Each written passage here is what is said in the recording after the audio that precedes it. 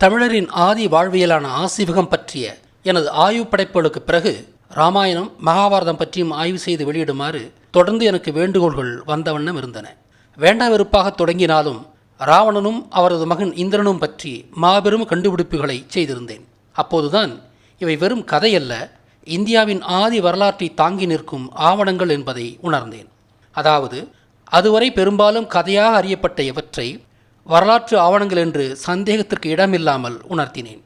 இயல்பாகவே இவற்றை பற்றிய முழுமையான ஆய்வு தொடங்கப்பட வேண்டும்.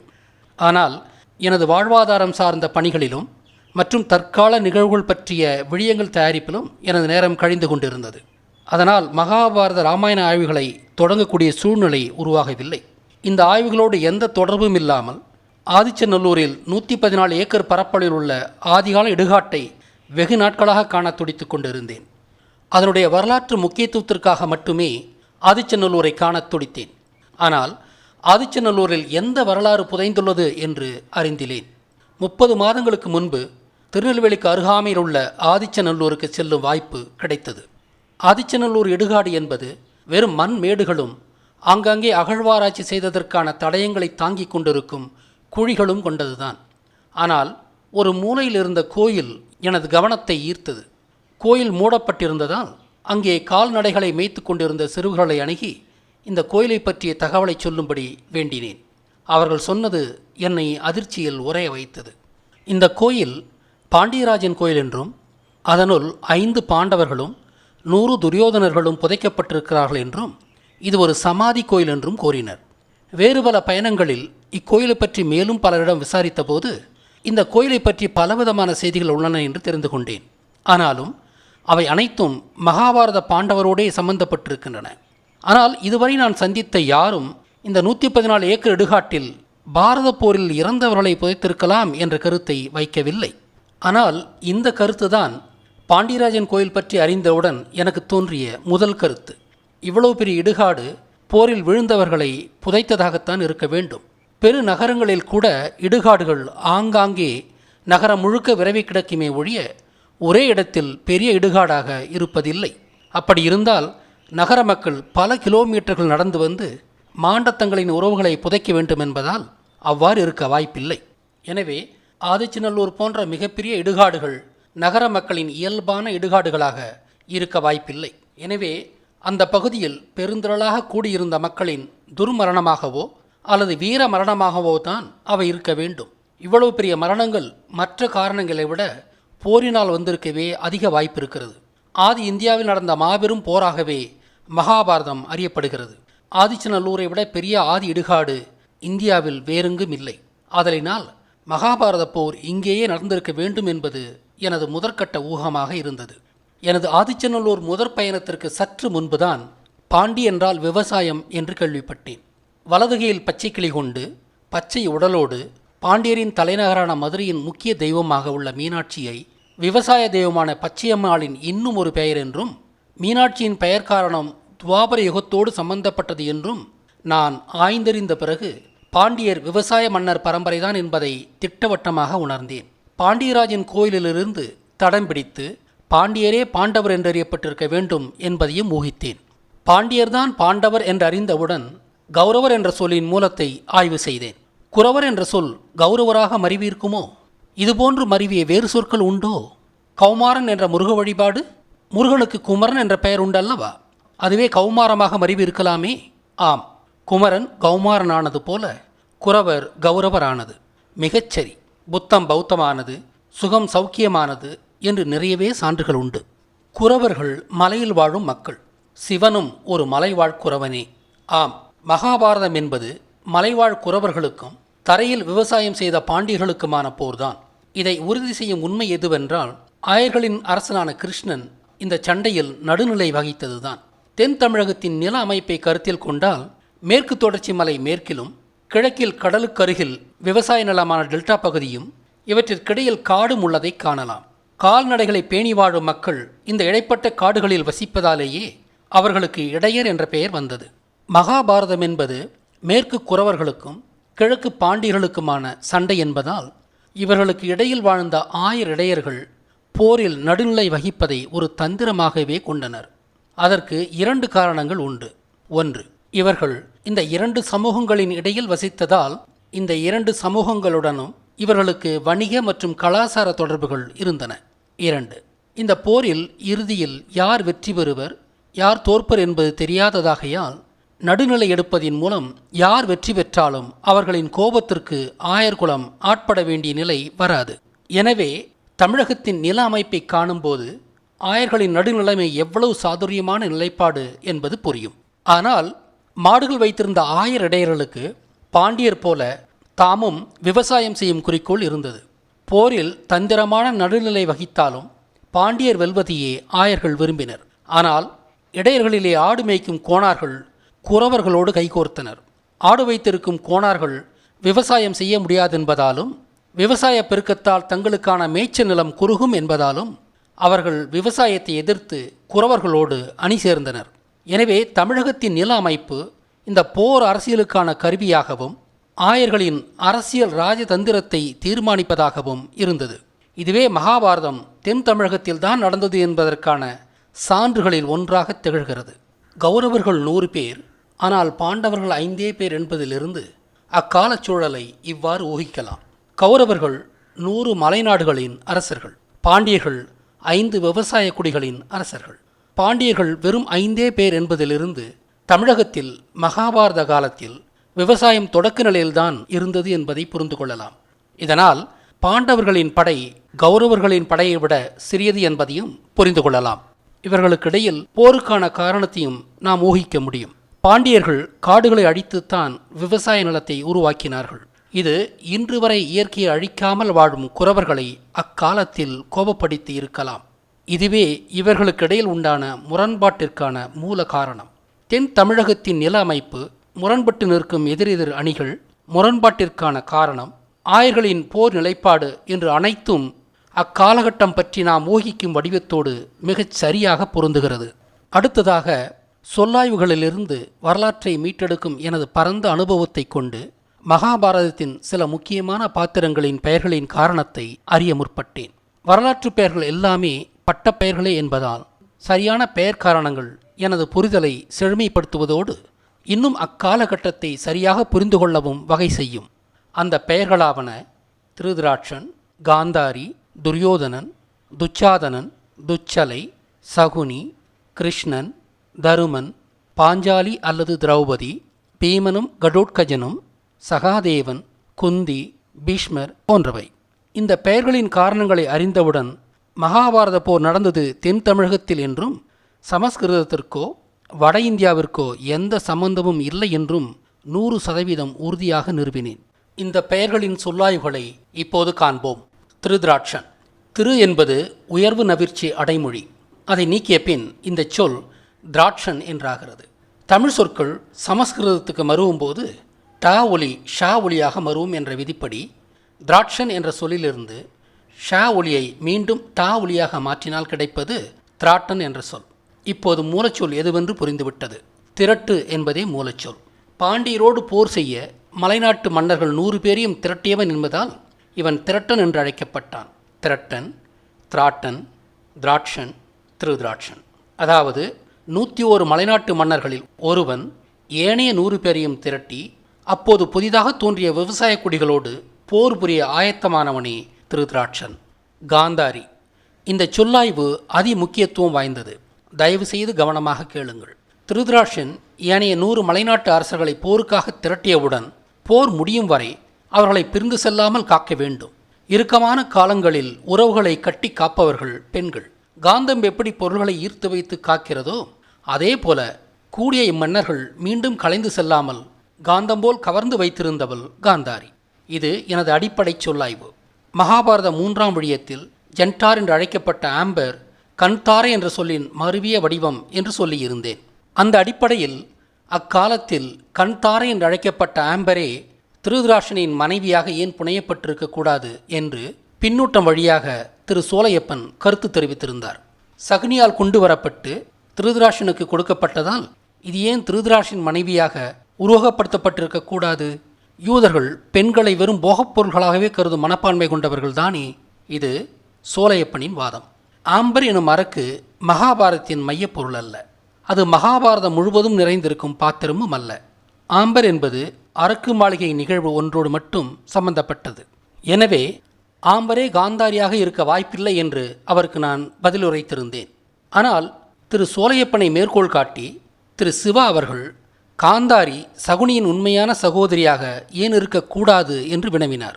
அவள் அன்று கண்தாரி என்று அழைக்கப்பட்ட அரக்கு விளையும் இடத்திலிருந்து வந்ததால் அவளுக்கு ஏன் காந்தாரி என்று பெயர் வந்திருக்கக்கூடாது? யூதர்கள் பெண்களை பயன்படுத்தி அரசியல் அதிகாரத்தை கைப்பற்றுகிறவர்கள்தானே. சகுனி தனது சகோதரியையே திருதராஷனுக்கு மனம் முடித்து அவளை வைத்து மலைநாட்டின் அரசியலை தன்வயப்படுத்தி பாண்டியர்களை அழிக்க திட்டமிட்டு இருக்கக்கூடாதா? இவை சிவாவின் வாதம். இது உண்மையிலேயே பொருத்தமாக இருக்கிறது. ஆனால் 5000 ஆண்டுகளுக்கு முன்பு வணிக கப்பல்களோடு பெண்கள் வந்திருப்பார்களா என்ற ஒரு எச்சரிக்கையோடு அவர் சொன்னதை ஏற்றேன். யூதர்கள் பெண்களை வைத்து அரசியல் செய்வது யூதர்களின் மூலத்தந்தை ஆபிரகாம் காலத்திலேயே தொடங்கி உலகெங்கும் தொடர்ந்து கடைபிடிக்கப்பட்டு வருவதை யாவரும் அறிவர். அமெரிக்காவின் உளவு அமைப்பான CIA கூட அழகிய பெண்களை கொண்டு உலகெங்கும் எதிரிகளை தமது பொறியில் சிக்க வைத்து காரியம் சாதிப்பதாக சொல்லப்படுகிறது. இதற்கு அவர்கள் வைத்திருக்கும் சமிக்ஞை பெயர் ஹனி ட்ராப். எனவே காந்தாரியின் பெயர் காரணத்திற்கு 2 வாய்ப்புகள் உண்டு. 1, திருதராஷ்டிரனுக்கு மணமுடிக்கப்பட்ட அவள் சகுனியின் உண்மையான சகோதரி. கண்தார என்று அழைக்கப்பட்ட அரக்கு விளையும் இடத்திலிருந்து வந்ததால் காந்தாரி என்று அழைக்கப்பட்டாள். 2, காந்தம் பொருட்களை ஈர்த்து தன்னோடு வைத்திருப்பது போல இவள் 100 மலைநாட்டு அரசர்களையும் கலைந்து செல்லாமல் ஈர்த்து வைத்திருந்தவள் என்பதால் காந்தாரி என்று அழைக்கப்பட்டிருக்க வேண்டும். வியப்பாக காந்தம் என்ற சொல் எப்படி வந்தது என்று நாம் அறிந்தால் இந்த 2 வழிகளில் எதால் அவள் அழைக்கப்பட்டிருந்தாலும் அவளுக்கு காந்தாரி என்ற பெயரே வந்திருக்கும் என்பது புரியும். இது நம்மை மிரள வைக்கும் செய்தி. காந்தம் என்ற தமிழ்ச்சொல் மேக்னெட் என்று ஆங்கிலத்தில் அழைக்கப்படும் இரும்பை கவரும் பொருள். ஆனால் இரும்பு பொருட்களை சற்றும் ஈர்க்காத அரக்கிலிருந்தே காந்தம் என்ற சொல் வந்தது என்றால் நம்புவீர்களா? ஆம், அரக்கு எனும் அரக்கை கேசத்தோடு தேய்த்தால் இவை 2க்கிடையில் மின் பரிமாற்றம் நிகழ்ந்து அரக்கு நெகட்டிவ் மின்னேற்றம் கொள்கிறது. இதனால் ஏற்படும் எலக்ட்ரோஸ்டாட்டிக் மின் விசையால் இது ஏனைய பொருட்களை தன்னோக்கி இழுக்கிறது. அரக்கின் மூலமாகத்தான் இத்தகைய எலக்ட்ரிக் ஃபோர்ஸ் எனப்படும் மின் விசையை மனிதன் முதலாக கண்டுபிடித்தான். அதனால்தான் இந்த விசைக்கு அரக்கின் கிரேக்க பெயரான எலக்ட்ரான் என்பதிலிருந்து எலக்ட்ரிக் ஃபோர்ஸ் என்று பெயர் வைக்கப்பட்டது. இந்த விசையால் மின்னல் போன்ற சிறு சிறு ஒலிக்கீற்றுகள் உருவாவதால் இந்த விசைக்கு மின் விசை என்று தமிழில் பெயரிடப்பட்டிருக்கலாம். விண்ணில் மின்னல் உருவாவதை தமிழர்கள் இதனோடு ஒப்பிட்டு இது போன்ற அனைத்து நிகழ்வுகளும் மின் சார்ந்தது என்பதால் மின்சாரம் என்று பெயரிட்டிருக்கவே வாய்ப்புகள் அதிகம். அரக்கிற்கான கிரேக்க சொல்லான எலக்ட்ரான் என்பதிலிருந்தே மின் விசைக்கு எலக்ட்ரிக் ஃபோர்ஸ் என்று பெயர் வந்ததென்று சொன்னேன் அல்லவா? அந்த கிரேக்க சொல்லான எலக்ட்ரான் என்பதன் சொல் மூலத்தை முதலாக கண்டறிந்துள்ளேன்.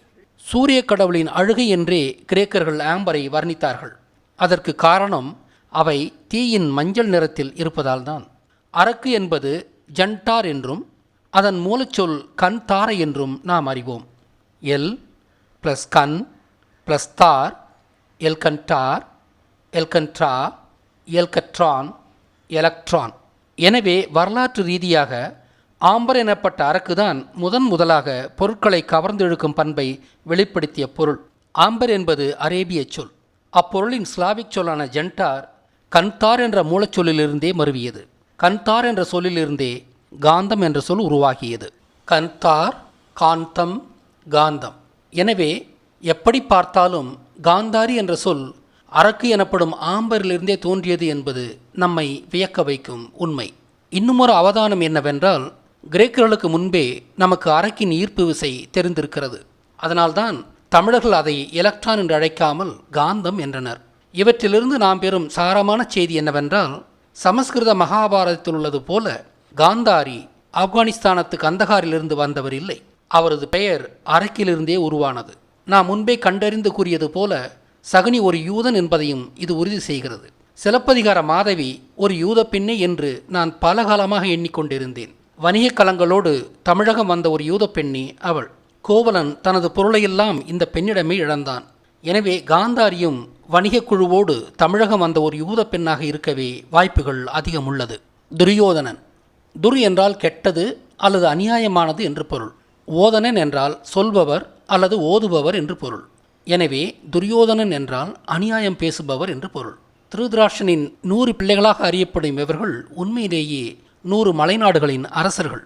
இவர்களை அணி திரட்டியவன்தான் இவர்களில் ஒருவனான திருதராஷ்டிரன். திருதராஷ்டிரன் திரு என்ற அடைமொழியோடு மரியாதையாக அழைக்கப்படும் போது துரியோதனனை ஏன் கெட்டவன் என்று அழைக்க வேண்டும்? ஆகவேதான் மலைநாடுகளில் துரியோதனனை சுயோதனன் என்றும் அழைக்கின்றார்கள்.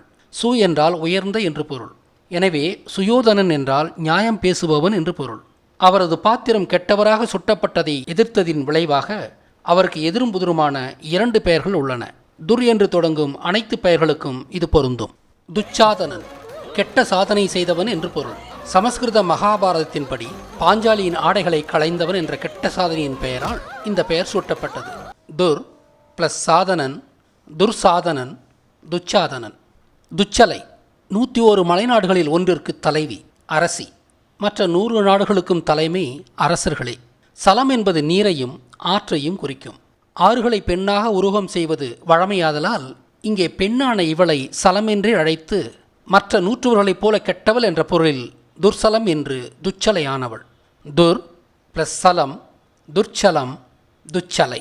சகுனி பாண்டவரின் மீது பகடி ஆட்டத்தை திணித்து சூதாடி திரௌபதி உட்பட தருமனின் அனைத்து உடைமைகளையும் இழக்க வைத்து திரௌபதியின் ஆடைகளை களையும் வரை கொண்டு சென்று பாண்டவர் அனைவரையும் அவமானத்தால் தலைகுனிய வைத்தது மகாபாரத கதையில் ஒரு முக்கியமான நிகழ்வு.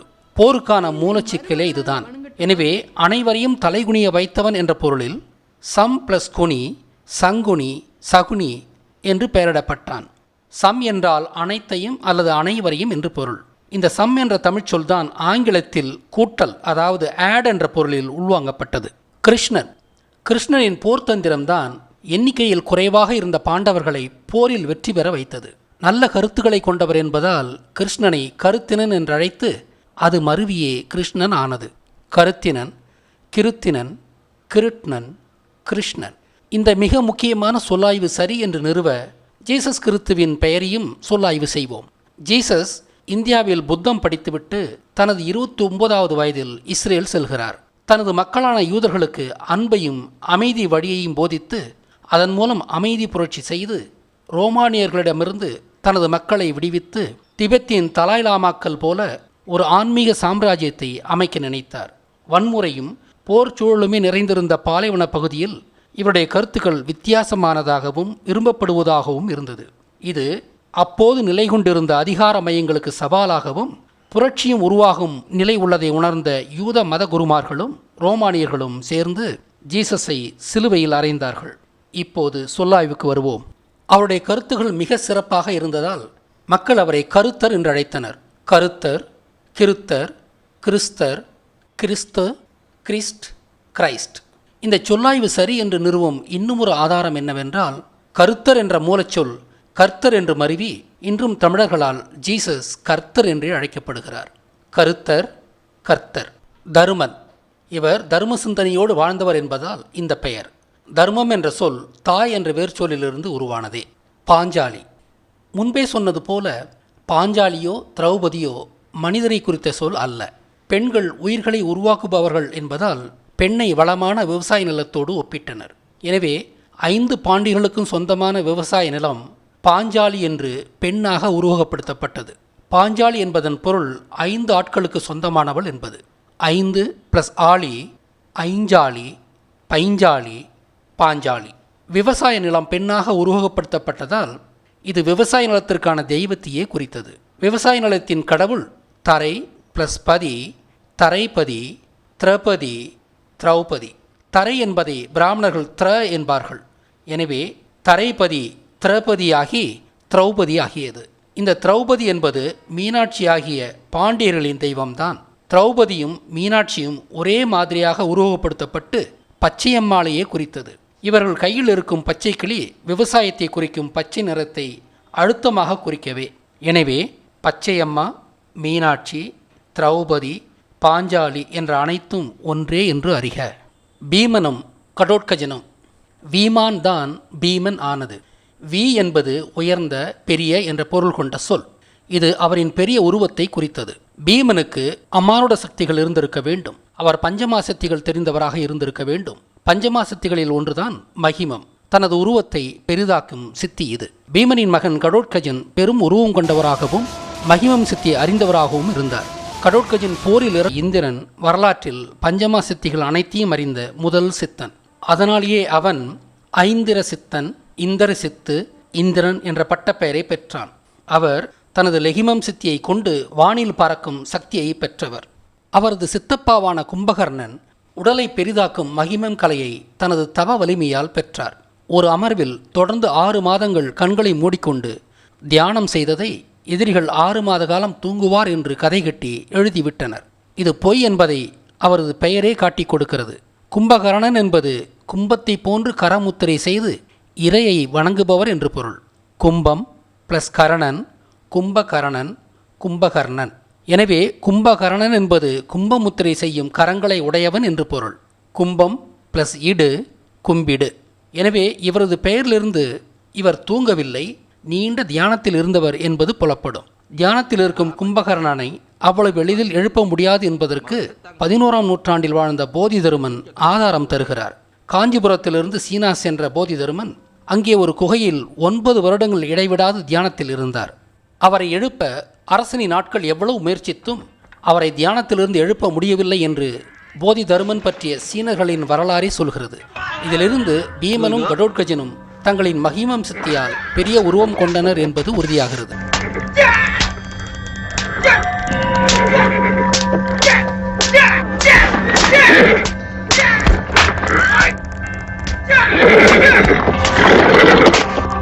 சகாதேவன். சகம் என்றால் அகிலம், தேவன் என்றால் காண்பவன் அல்லது அரசன் என்று பொருள்.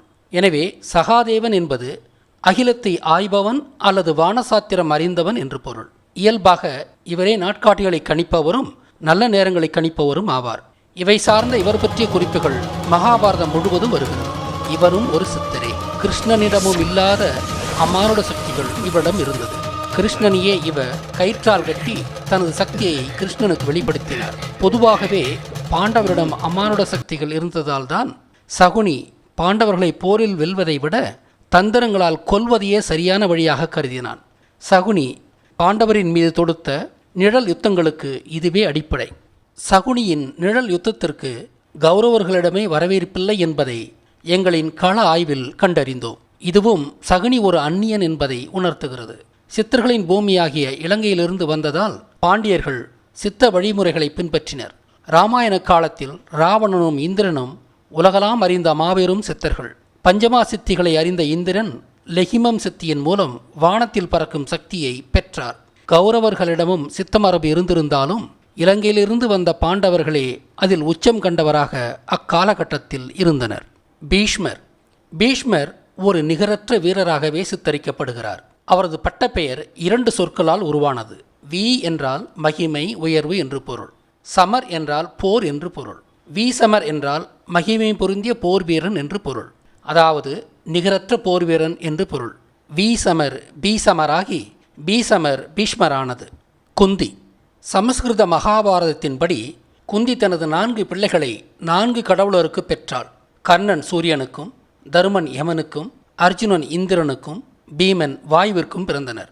வெவ்வேறு ஆட்களுக்கு அவள் பிள்ளை பெற்றதால் அவளை ஒரு வேசி என்பது போல சித்தரித்து கர்ப்பப்பையின் பெயரால் குண்டி என்று பெயரிடப்பட்டாள். தமிழ் மகாபாரதத்தில் இந்த பாத்திரம் இருந்திருக்குமா என்ற ஐயம் எனக்கு இருந்தது. ஆனால் தமிழ்நாடு ஒரு தீபகற்பம் என்பதால், பாண்டவர்கள் தென் தமிழ்நாட்டின் விவசாயிகள் என்பதாலும், தென் தமிழ்நாட்டின் பிள்ளைகள் பாண்டவர் என்ற பொருளில் தமிழ் மகாபாரதத்தில் தென் தமிழ்நாட்டை குந்தி என்று பெண்ணாக உருவப்படுத்தி இருக்கலாம் என்பது திரு வினோத் நாராயணன் அவர்களின் கருத்து.